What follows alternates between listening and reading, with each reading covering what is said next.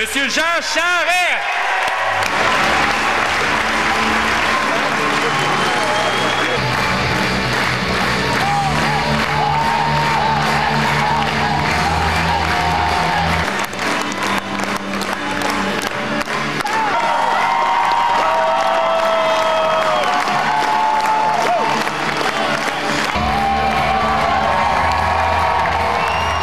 Éric Duhaime. Oui, bonjour. Maudit que ça va bien au Parti libéral du Québec, ça va assez bien. Il est là, donc puis bien bon, notre ça premier y est ministre. bon, puis il a vraiment les deux mains, puis les deux pieds, puis les deux fesses sur le volant. Puis ça roule au Québec, là, je te dis, là.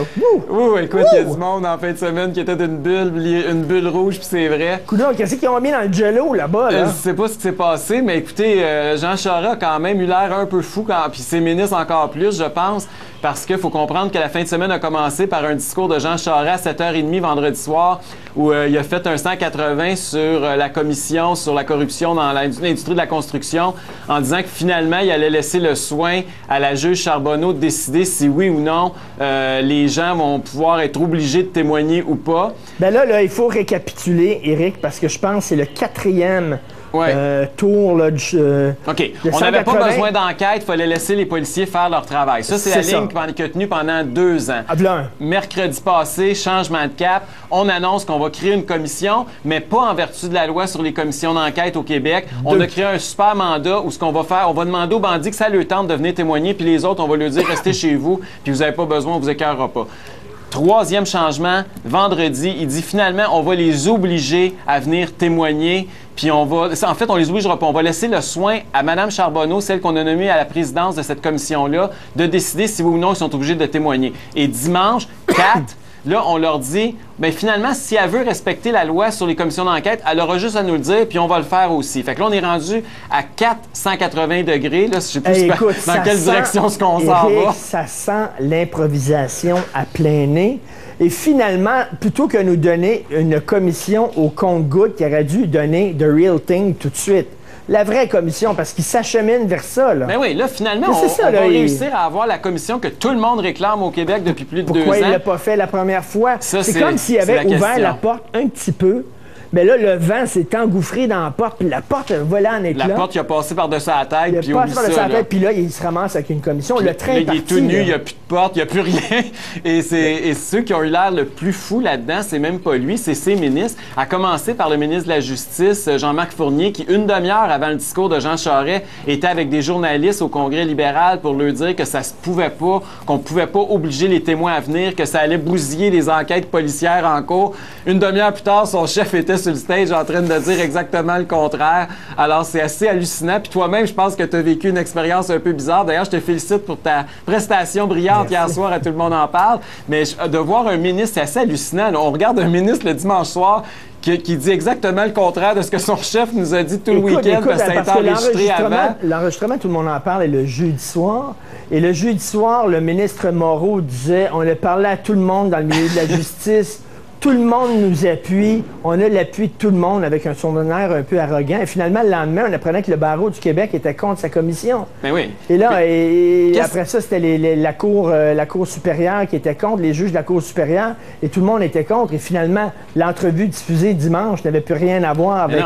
Il contredisait son chef, si tu regardes l'entrevue par rapport à ce qui s'est passé pendant la fin de semaine. Puis c'est intéressant ce que tu viens de souligner là. Qu'est-ce qui a fait changer Jean Charest d'idée? Comment ça se fait qu'entre mercredi puis vendredi soir, il a fait un autre 180. Est-ce que c'est parce qu'il a vu les sondages, par exemple, dans le journal, qui disaient que la population était totalement opposée au fait qu'il n'oblige pas les témoins à comparaître? Éric, vraiment...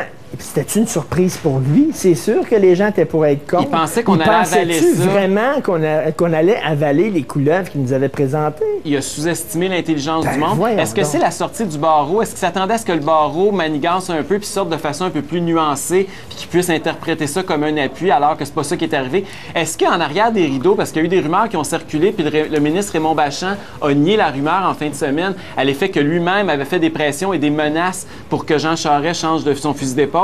Est-ce que Mme Charbonneau a décidé, quand elle a vu la réaction des gens, des grands juges et du barreau, barreaux, est-ce qu'elle-même a appelé Jean Charest et elle a dit, garde, moi, ça m'intéresse plus, si ta commission reste bidon, je sac mon camp. Qu'est-ce qui s'est passé derrière les rideaux? J'aimerais ça être un petit oiseau des fois. Éric Duhem, le ministre Fournier, oui.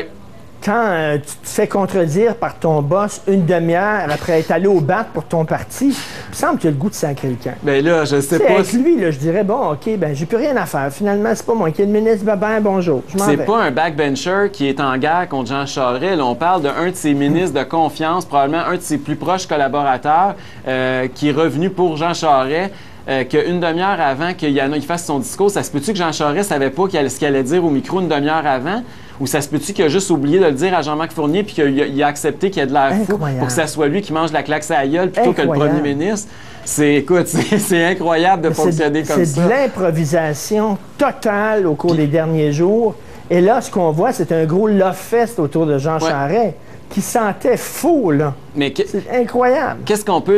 On peut se demander pourquoi tous ces changements de cap-là, parce qu'au fond, les libéraux, comme tu l'as dit au début, ils nous donnent à peu près ce qu'on réclamait, c'est-à-dire une véritable commission d'enquête sur la collusion et la corruption dans l'industrie de la construction. Ils ont passé par 56 détours, ils ont perdu toute leur crédibilité en chemin, et on sait aujourd'hui que s'ils font une commission d'enquête, c'est surtout pas parce qu'ils veulent faire la lumière, c'est surtout pas parce qu'ils y croient, c'est surtout pas parce qu'ils en voulaient une, c'est parce qu'ils ont été obligés de passer par là. Puis au lieu d'être contents qu'ils aient avancé puis qu'ils aient cheminé dans ce sens-là, j'ai l'impression que le monde sont encore plus fâchés après les libéraux en voyant le processus qu'ils ont pris pour en arriver où on voulait. Bien, tout à fait. Ça aurait été mieux, finalement, qu'ils donnent tout de suite une commission d'enquête...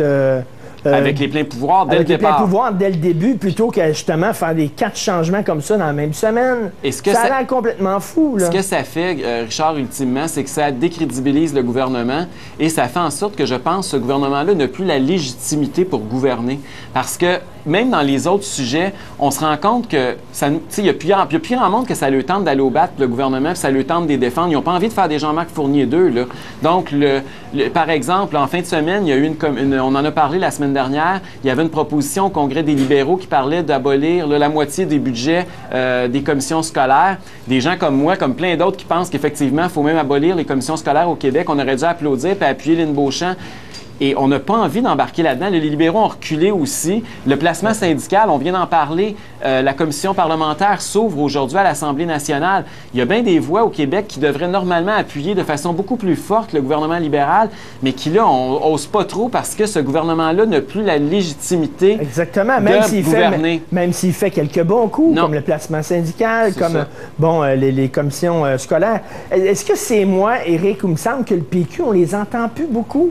Ça se peut-tu qu'ils soient un peu dans leurs petits souliers en sachant qu'il va y avoir une commission d'enquête avec plein pouvoir? Ça se peut-tu qu'eux autres aussi, ça leur tente pas vraiment d'entendre tout ce qui va se dire là-dedans? C'est clair, surtout qu'il faut se rappeler que la commission d'enquête va remonter à 1995. Donc, toutes les premières années qu'ils vont étudier, les 8 premières années, ça va être sous le mandat du Parti québécois. Donc, plus que la moitié de la commission va porter sur les contrats octroyés sous des gouvernements péquistes. Et ça, effectivement, ça risque d'en éclabousser plusieurs autour de Mme Marois, si c'est pas Mme Marois elle-même.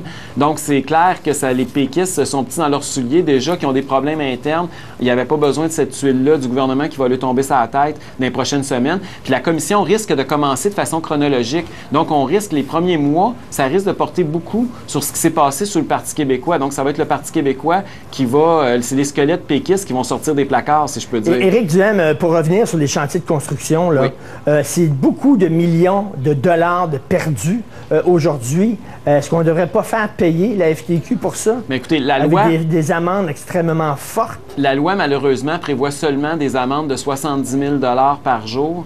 Quand ils perturbent les travaux sur les chantiers, quand un syndicat perturbe les travaux sur les chantiers. 70 $, c'est des peanuts, on se comprend, pour la FTQ Construction. Là. Mais il me semble pour les infirmières, c'était beaucoup plus dur que ça. Il pourrait y avoir un recours collectif. Qu'est-ce qu'il y avait là, pour les infirmières? Il me semble qu'on faisait très dur pour les infirmières. Oui, c'était énorme. Et on pourrait effectivement faire ça. Il pourrait avoir des recours légaux. Mais il faut comprendre aussi que c'est quoi les forces en jeu. Hein? C'est le monde, on a de la difficulté à comprendre ça. On pense que c'est le ministère du Travail qui mène le domaine, par exemple, de la construction et de la législation dans ce domaine-là.